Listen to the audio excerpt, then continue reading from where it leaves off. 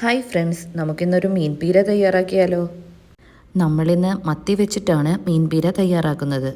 അതിനായി ഒരു മുറി തേങ്ങയും 5 മീഡിയം സൈസ് തക്കാളിയും ചെറിയ ഒരു സവോളയും 5-6 പച്ചമുളകും ഒരു ചെറിയ കഷ്ണം ഇഞ്ചിയും 4-5 അല്ലി വെളുത്തുള്ളിയും കുറച്ച് കറിവേപ്പിലയുമാണ് എടുത്തിട്ടുള്ളത്. ഇനി തയ്യാറാക്കുന്നത് എങ്ങനെയാണെന്ന് നോക്കാം. ഒരു പാനിലേക്ക് കുറച്ച് വെളിച്ചെണ്ണ ചേർത്ത് കൊടുക്കാം. എണ്ണ ചൂടായതിന് ശേഷം തയ്യാറാക്കി വെച്ചിരിക്കുന്ന സവോളയും ഇഞ്ചിയും വെളുത്തുള്ളിയും നമുക്ക് ചേർത്ത് കൊടുക്കാം. അത് ചെറുതായി ഒന്ന് വഴറ്റിയെടുക്കാം. ഇനി ഇതിലേക്ക് പച്ചമുളക് കൂടെ ചേർത്ത് കൊടുക്കാം. ചെറുതായി ഒന്ന് ചൂടായതിന് ശേഷം തക്കാളിയും ആവശ്യത്തിന് ഉപ്പും 1/2 ടീസ്പൂൺ മഞ്ഞൾപ്പൊടിയും ചേർത്ത് കൊടുക്കാം. തക്കാളിയുടെ പച്ചച്ചുവ മാറി വരുമ്പോഴേക്കും നമുക്ക് എടുത്തു വെച്ചിരിക്കുന്ന തേങ്ങ കൂടെ ചേർത്ത് കൊടുക്കാം. എല്ലാം കൂടെ നന്നായി യോജിപ്പിക്കാം.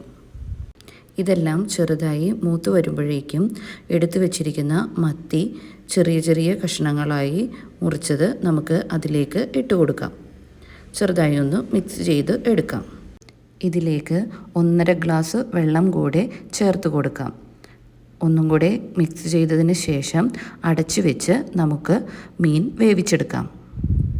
മീൻ വെന്ത് വരുമ്പോഴേക്കും 1/2 ടേബിൾ സ്പൂൺ മുളക് പൊടി കൂടെ ചേർത്ത് കൊടുക്കാം. അത് നമുക്ക് എരിവനുസരിച്ച് ചേർത്ത് കൊടുക്കാവുന്നതാണ്.